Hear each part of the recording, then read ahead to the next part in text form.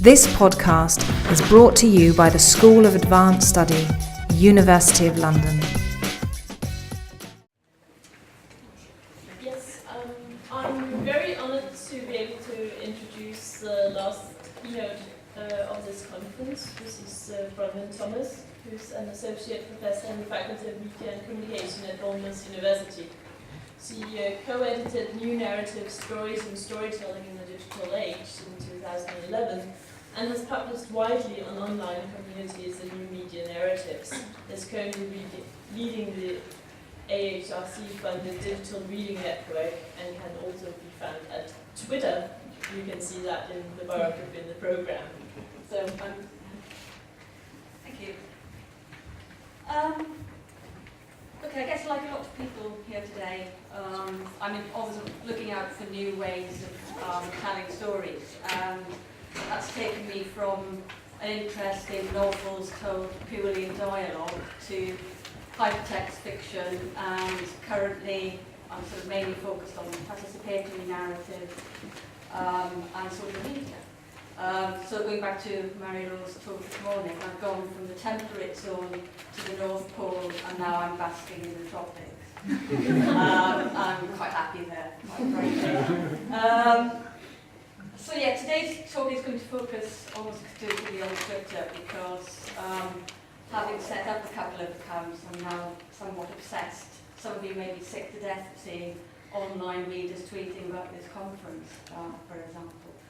And I'm going to assume, because Kristen's already spoken about Twitter, if that's okay, that most people have a kind of basic understanding, the fact that it's 140 characters or less, etc. Okay? So please excuse me if I will use some terminology that may not be familiar if you're not on Twitter.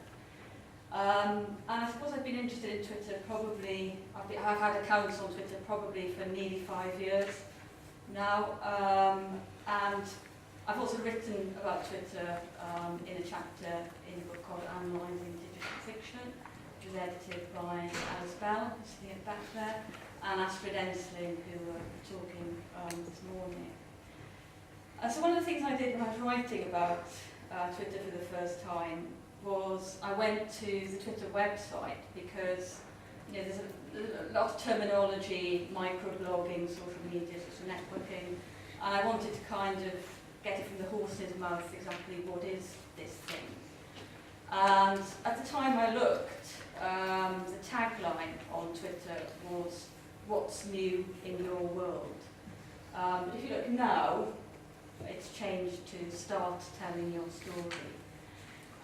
So to me, that's testament to the fact that people are using this tool to tell stories in ways which perhaps Twitter didn't anticipate when it was first set up. I think actually, without over-analysing this, I think it's quite interesting that it says "Start telling your story," that it's an ongoing. But also I think underlying that is the assumption that we all have a story to tell. So people who hate social media will sort of talk about the sort of narcissism perhaps of the form, as Hannah, I think, spoke about yesterday when she was talking about selfies. And quite a nice quote illustrating this is from an article by somebody called John Muse, where he looked at Twitter theatre, which I have to say I have absolutely no knowledge of. It sounds fascinating. And he described Twitter as an enormous, continual, distributed theatre of the everyday, in which a cast numbering more than 200 million strut and fret upon virtual stages for the benefit of audiences who follow their every move or thought. So that was back in 2012, so I think we can safely add to the numbers 200 million. And people like Ruth Page have written about the way in which social media has been used as a platform for self-presentation, identity, creative play with identity, and so on. But I have to admit that I'm not particularly interested in the social networking aspect as such of Twitter, or in the kind of identity formation and mundane trivia that some people perhaps do indulge in by the medium. So what drew me to Twitter was the idea of storytelling. So I kind of knew that there was potential there when I first started getting interested. And so I was more interested in the idea of people stretching Twitter and even subverting it. So one of the first accounts I followed, I don't know if anybody here is following this account. It's a fictional account, a parody account that somebody set up in the guise of Samuel Johnson, the 18th century writer and intellectual.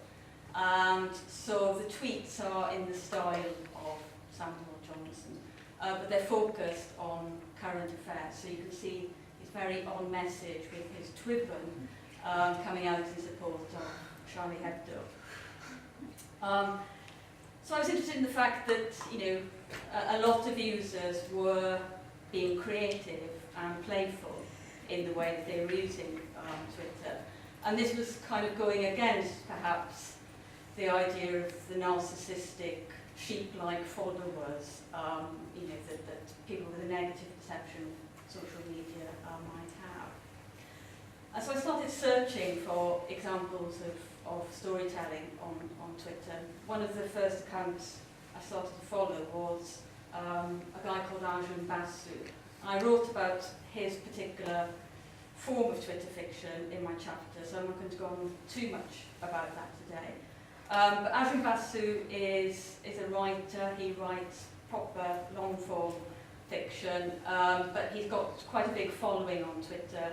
I think last time I looked, it was about 170,000 followers. He's won the Shorty Award, which is awarded for, you know, people doing various great things on Twitter, and he tweets these stories that he calls twisters. So if you follow Arjun Basu, you're going to get, you know, at least one story a day. And as I wrote about in my chapter, these stories follow a kind of quite predictable pattern. So they nearly always involve two characters, usually identified as male and female character, and some kind of twist or dilemma or catastrophe or near catastrophe in their relationship. So he produces these varieties on the formula, but essentially his twisters are doing the same thing. So if you follow Arjun Basu, you don't have to kind of worry, if you like, about things like continuity or searching for other parts of the story, because you're getting a kind of quick fix, I suppose, of storytelling within the 140 character limit. And I suppose if most of us thought about Twitter as a potential platform for storytelling, we might think of it in that sense, you know, the challenge for the writer of, you know, working within this limitation and comparing it, as some people have done, to other creative short forms like the haiku in poetry. And as William Nels points out in his article on microfiction, sort of talking about Twitter fiction, but also other short forms like flash fiction, he argues that, you know, what's all the fuss about? There have always been artists willing to risk the miniature. So, you know, just writing a story within 140 characters perhaps isn't, you know, the end of the story as far as innovation goes. And Nels, as part of his discussion of very short fiction, goes back, as many people have, to Ernest Hemingway's 6-word short story. See a few people nodding. For sale, baby clothes, never wore. Baby shoes, sorry, never wore. Kind of really heart-rending short story. I found it heart-rending. And, you know, can you get any better than that, perhaps, is the question. So, I then started to look at storytelling that went beyond the single tweet. So I'm just going to give a few examples of other varieties. This is a choose your own adventure story on Twitter that I came across recently. The writer is a guy called Terence Eden. So you start off with an account called A Dreadful Start. And I don't know if you can see this, but you have two choices then within the tweet. And if you click on run, it takes you into this new account called On the Run, and then you have further choices. If you clicked on hide, I think it takes you into this account, and again you've got a choice of two directions which you can go in the narrative. So kind of very basic, I suppose, form of interactivity, sort of forking path kind of narrative. I have to say I didn't find it terribly engaging or inspiring. Everything I seemed to do ended in quite an early death. I'm not very good at games or that kind of thing. And there wasn't really any kind of sense of characterization or plot or setting or atmosphere. So I kind of saw it as a bit of a gimmick really and gave up on it quite quickly. But it has attracted, again, quite a lot of followers and quite a lot of attention. So that's taking us away from the single tweet and the idea of continuity. Another example is the collaborative storytelling. So I think Tom mentioned Neil Gaiman earlier, he's experimented with this. Tim Burton, the film director, also, well, I don't know if it was him or his publicity machine, set up this competition, and the idea was that it started off with this tweet allegedly composed by Tim Burton with a character that I think he's used before called Stainboy, if any Tim Burton fans here. And then the idea was that we, the followers of this project, could tweet in response to the latest tweet and continue the story. A bit like that parlour game where you fold up a piece of paper and carry on the story. And so what's interesting about this, I think, is, first of all, again, the idea of extending the narrative, but also the fact that established writers are turning to Twitter as well. So I'm sure many of you know David Mitchell, the author of Cloud Atlas and Bone Clocks, recently tweeted a story that was kind of connected to the publication of Bone Clocks. So it's a way, I suppose, for established authors to engage new audiences and show maybe how groovy they are. Showing my age there. And maybe picking up on the idea of commercial applications of Twitter storytelling. Again, I'm sure people are familiar with the idea of Twitter accounts that are set up as kind of part of transmedia storytelling experience, so connect to maybe, as in this case, some entertainment franchises. So on the right there, you see an account that was set up for the Capitol, which is the sort of totalitarian, oppressive regime in the Hunger Games franchise. So if you start following the Capitol, a bit like a Samuel Johnson account, it's in character. So you get tweets addressing you as a citizen of Pan Am and giving you instructions, again, so it's kind of assuming that you are part of the fictional world. So again, for many people this is a way of extending their enjoyment of a particular story world, and as somebody was talking about earlier, I think in the paper on S, the idea is the transmedia storytelling, that every new kind of aspect of the story is adding something new to that experience. So certainly I know from talking to some of my students that they found following the Capitol quite engaging and fun. So when I was sort of starting to think about some of these examples and then thinking about the theme of the conference, I did have a slight panic attack about were these examples actually experimental, or if you strip away the Twitterness of them, are they actually quite formulaic and conventional? So if I may, I suppose it's nearly the last session, talk a little bit about how we define and value experimentation. And so I went back to an article that Mariel O'Ryan wrote some years ago, where she distinguishes between experimental texts, which she argues are characterised by militant anti-narrativity, and popular cultural texts, which tend to rely on stereotypical narrative scripts. And so when I was thinking about sort of the Twitter fiction compared to something like hypertext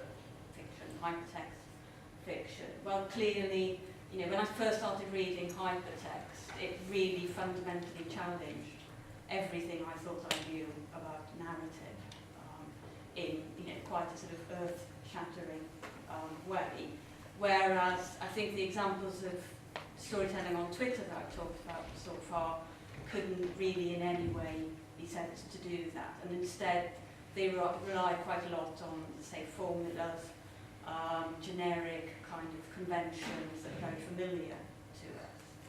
And that's not, to take anything away from their value or the fact that they're enjoyable and so on. But, again, thinking about experimentation, as I said, I started to worry a little bit I wasn't experimental enough. And I also looked at the Routledge Companion to Experimental Literature, which is an interesting text to talk about in this context. So they talked about experimental literature as being quite self-conscious about the nature and being of art, and perhaps as most of us would immediately think of defining experimentation in writing as engaging in new ways of writing that again perhaps play with language, technique and form in ways which kind of are defamiliarising and make us sort of notice language in a new way. So I tried to think of whether there was anything on Twitter that might live up to this kind of definition of experimentation, and I've recently been quite obsessed by an account called Ulysses Reader. And I'm describing this as an example of creative retelling on Twitter because, again, those of you who use Twitter regularly may know that people tweet about all sorts of things, including historical events, or tweeting about the sinking of the Titanic as though it's happening now, tweeting stories from the Bible, and sort of stories that we are already familiar with. So I can't honestly remember how I came across Ulysses Reader. But basically what it did, is it's taken the text of Ulysses from Project Gutenberg and it delivers it to us via tweets. So you get quite a lot of tweets a day, something like 50 tweets a day. And what sort of struck me about this was the joy of rediscovering Ulysses and really, coming at Ulysses in a completely new way through this sort of breaking up of the text into fragments, if you like. And so particularly what appealed to me was the sort of slightly bizarre and unexplained single words like toenails or typographic, experimentation.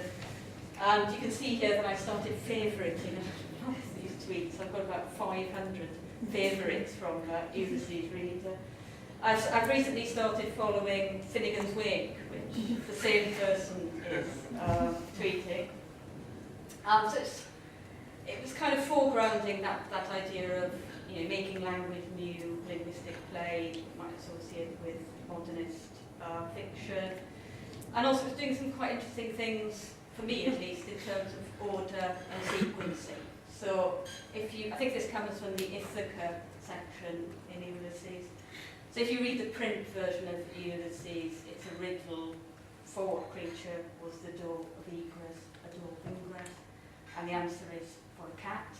But of course, if you're following this on Twitter, it appears in reverse chronological order, and obviously not everybody reads the chronology in the same way, but you're going to read the latest tweet first. So you've got the answer to the riddle, so you're looking for what was the question. So I thought that was quite interesting in terms of order and sequencing and what that means for narrative.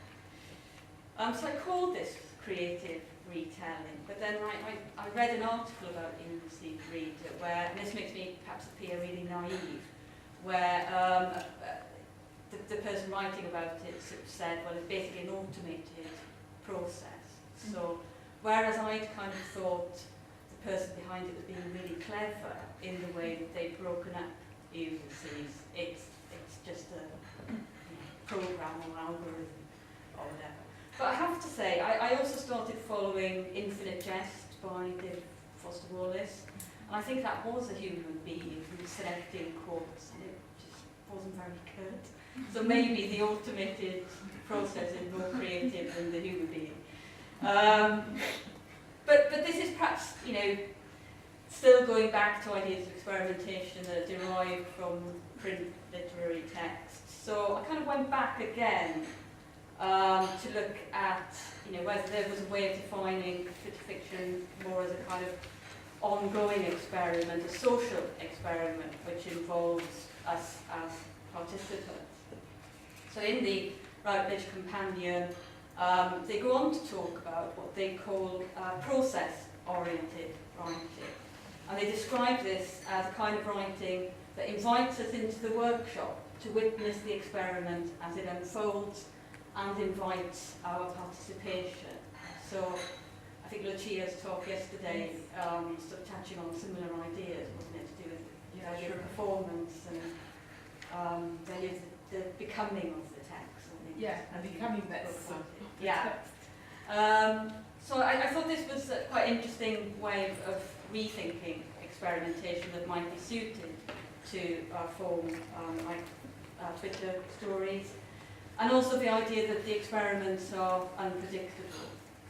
So I think they discuss in the introduction the idea that, you know, many experiments by their very nature are unsuccessful. So, you know, maybe it's worth bearing that in mind. So in my chapter in Analysing Digital Fiction, I spent quite a lot of time talking about a Twitter fic called Epic Retold. This wasn't just because it's written by a colleague of mine, but because I was interested in the idea of serialised episodic narrative told over Twitter. And what Chinder's done here is, it's not just a chopping up of the Mahabharata. He's actually written his own retelling of the Mahabharata, although he does acknowledge that that's been influenced by another writer, Panika. So Chinder's version of Mahabharata is coming from the point of view of one character who's called Bhima, and the idea came about, we were sharing an office, I was talking to him about mobile phone fiction and Twitter fiction, and he came back the next day and told me about this grand idea. We then started to talk about, you know, how would it work, you know, where would it go, and so I know from the horse's mouth that there wasn't necessarily a grand plan at the beginning of writing Epic Retold, so it was very much, you know, a sort of experiment in this. And so from the point of view of the followers of Epic Retold, we had to be quite patient because there were periods of time when Chinder was either too busy or couldn't be bothered to tweet, and of course it was quite difficult to remember, with gaps of months sometimes between tweets, unless you know the Mahabharata very well. You know, it's actually quite difficult to retain some sense of continuity. But I thought this was really interesting because of the idea of going beyond the individual tweet, perhaps raising the potential for Twitter to be able to offer a kind of more novelistic, immersive narrative experience. And also because I'm interested in participation and the idea of kind of reader involvement, I'm also interested in the fact that when you follow this kind of narrative on Twitter, you see the process, you know, in the workshop, and also you see how, in this case, the author is interacting with and getting feedback from his readers. So Chindu kind of deliberately solicited this interaction. So he refers to them as interjections in the narrative when he would talk to the readers. And so in the chapter I talked about how Chindu drew on the kind of traditions and conventions of serialised forms of narrative to make this an engaging narrative that we would want to come back to. So, for example, using things like cliffhangers. But also, what struck me about what Chindu did, and he is a journalist by trade, I thought he really understood Twitter and the sort of that real time and sense of urgency that Twitter gives. He managed to put that across in his retelling of this story. So he focused a lot on action, and also the tweet presented that action again as though it's unfolding in real time. And so in my chapter I drew on the idea of nowness that John Fiske, media theorist, has talked about in relation to television narrative. And so Fiske talks about television being more focused on what is happening rather than what has happened. And he doesn't just mean by that live television, but even when we're watching recorded events. Think about something like a game show, for example, that sort of way in which we are sometimes jumping up and down in support of the person, who's going through this trial, and we're kind of very involved as though that's happening sort of in the now. We're part of that sort of now moment. And so it seemed to me that was quite an interesting way of talking about Twitter. And of course, that mainly applies to perhaps breaking news stories. So this morning, when I checked Twitter, everybody was talking about llamas. Have you seen that story? Llamas on the loose in Arizona. And so there are obviously trending topics, events that are going on in the world, and people want to share their experience and kind of reaction to events. On a more serious note, the feed I've got here, which has been collated, are some tweets that were posted while the Utoya Oslo massacre was kind of unfolding, and people were sort of turning to Twitter to tweet their reaction, but also to try and, I think, make sense of what was happening. And of course, lots of people leapt to the wrong conclusion, as we now know. But again, that sort of desire to collectively try and make sense of what's happening is one of the things that drives people, obviously, to social media.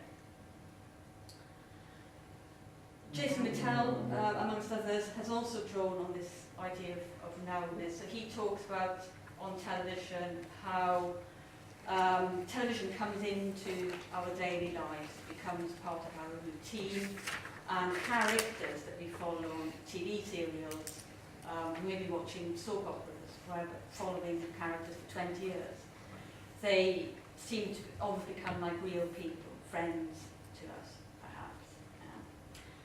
And so that phenomenon of the sort of slippage between the fictional and the real, I think, is something else that I find quite interesting and relevant in talking about Twitter and forms of storytelling on Twitter. And I think that idea has also been talked about quite a lot in relation to digital storytelling. So in the Analysing Digital Fiction book, Roberto Simonowski's chapter, he argues that a central feature of the future of digital literature will be the blurring of the lines between fiction and faction. And another influential essay on digital storytelling, Jill Walker's essay on distributed narratives.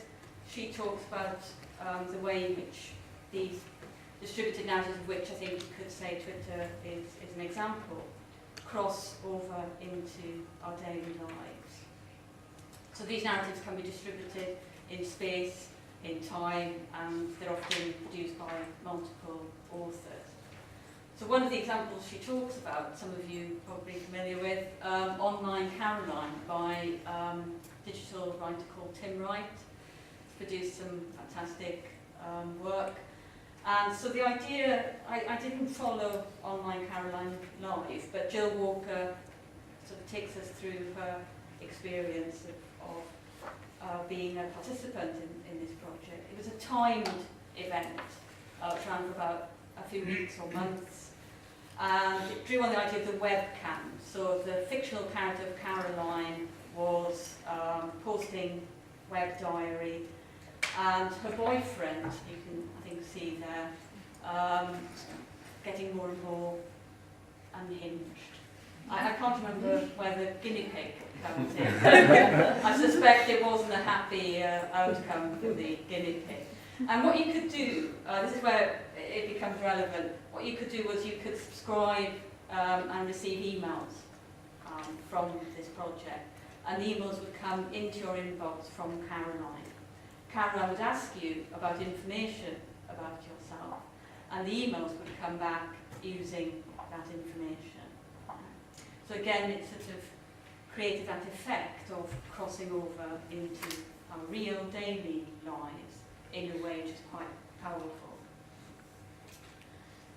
Another writer on participatory cultures, Tisha Turk, has argued that fan cultures and participatory cultures are inherently, if metaphorically, metalectic.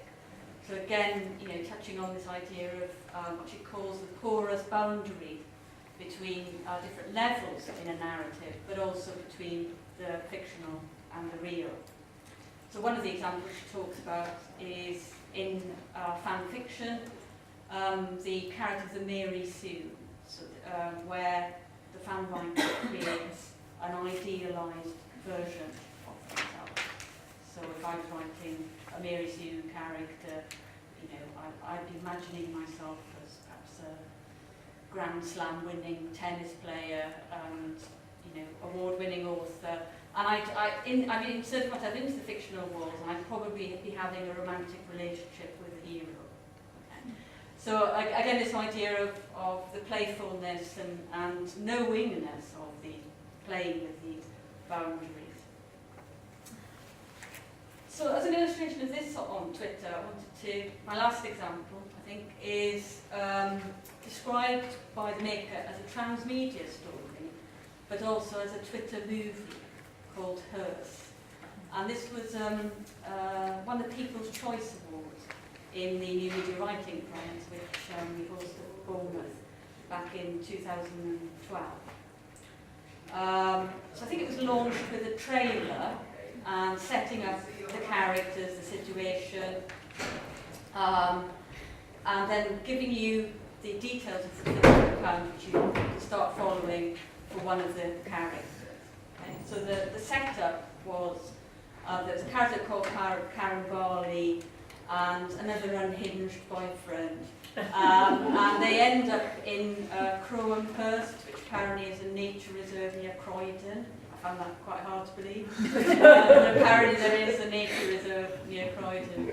And it all becomes a bit Blair Witch. And the video footage is all handheld cameras and people falling over in the mud and things. But on Twitter, again, Karen would be telling us, following her on Twitter, the details of this escalation in panic. And again, this was a timed exercise. I think it was 3 weeks. And after the project finished, you can find Karen's tweets on the website, but also the reactions of the people who were following this account.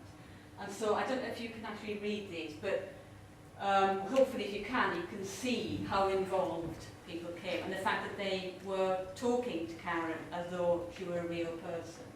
So Twisted Zixter says to Karen, "Are you mad? Don't go into the woods!" !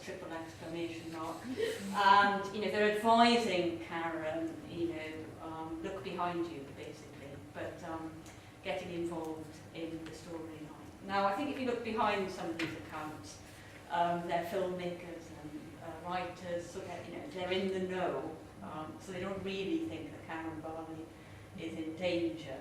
But again, there's this sort of participatory element, and I think if you're looking at Hearst as a kind of narrative, it wouldn't work in the same way if it hadn't inspired this kind of response. And again, for me, what's interesting about following this kind of story on Twitter is that I can easily find and see an archive, if I want to, these responses from readers and followers of the story. So I can kind of see both sides, if you like.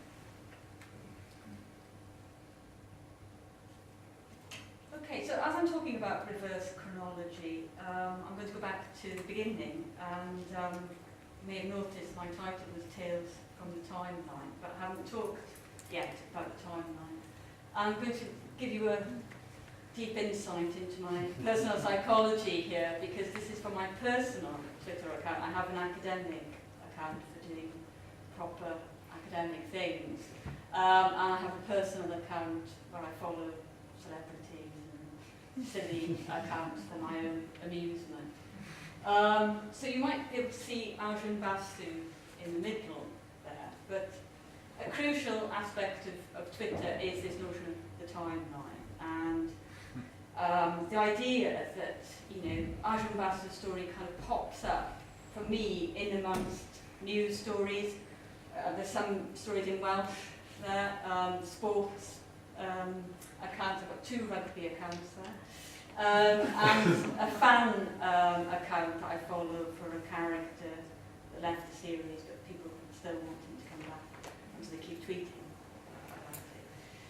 about it. So the point I wanted to make about the timeline was the randomness of it, but in a sense also the personalisation aspect, that, you know, my timeline is going to be very different from everybody else's, and so that sort of throws up, I think, all sorts of issues to do with, you know, authorial control over the story, but also readerly control, because I don't know when the story is going to appear or what it's going to appear next. But I think if I'm going to read it or not is going to be dependent on what surrounds it. I do tend to, I think this goes back to what something Kristen was saying earlier, I do tend to stop off with the narrative tweets, almost like a welcome resting place in amongst the chaos. But again, it is quite difficult on Twitter, because as soon as you stop and rest, your timeline goes berserk, and then you're not back to where you started from. So there's that added frustration, perhaps, on Twitter as well. I think, you know, we need to take into account when we're talking about the experience of Twitter. How am I doing for time? 5 minutes, okay. So in that case, I can talk a little bit about network spreadable narratives. And again, if we go back to the idea of the timeline and the idea of control, of course, you know, what we tend to do is if we find a good story, we want to share it with everybody else. So through linking and retweeting, we're spreading that story again further and further, you know, in directions which can't be anticipated. And the story is being experienced as part of a flow of information, news, non-fiction, as well as, you know, fiction and storytelling. And I think what's perhaps different, going back to the modernism example, you know, of fragmentation and perhaps the despair at fragmentation that the modernists felt. I think in kind of contemporary media cultures, perhaps, you know, this fragmentation is almost more of an opportunity.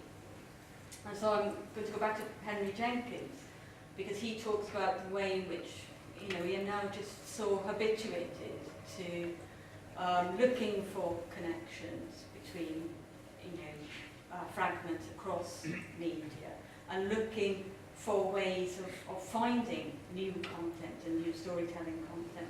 And also the fact that he talks about pushing texts in directions in which, you know, the creators couldn't ever possibly anticipate. So again, I think to me that's a kind of important thing to think about when we talk about Twitter. So when I was giving examples of Twitter stories earlier, I had to kind of isolate them from the timeline to show. So I was showing Chindu's tweets in a kind of sequence, and that's a false version of what's happening. But of course, you know, again, I suppose we want to cling on to these stories sometimes also. So it's quite interesting. You may be interested to hear that Chindu has recently published Epic Retold in book form. So again, we've had quite a lot of conversations about, is it possible to make the book look like a collection of tweets? And the designers have tried very hard, I think, but you know, essentially a lot of the Twitterness has inevitably been lost, and what you end up with is a story told in chunks, rather than, I think, the kind of experience that hopefully I've talked about today, which is, you know, quite different, I think, and more engaging and immersive. So just a few points briefly in conclusion, and hopefully I'll finish on time. I think, yes, you know, you can look at some of these examples of storytelling on Twitter and say, well, it is quite conventional, even derivative. So even with something like Hearst, you know, it made me think of the Blair Witch Project, and kind of took me back to quite familiar territory in some ways. But for me, it does raise, you know, looking at Twitter fiction does, in some ways, take me back to question key narrative concepts like, you know, the idea of authorship and who's in control of the narrative, the idea of order and sequencing. I spoke about the relationship between fact and fiction. And for me, I suppose I've gone from being somebody who's interested in form and language, somebody who's interested in looking at how texts are circulated in the culture and move between people. I think for me that's an important thing to bear in mind when talking about this kind of experimentation, because otherwise, you know, you're really not getting the Twitter experience. Apparently experience is the conference word. So I think I'll end on experience. Thank you.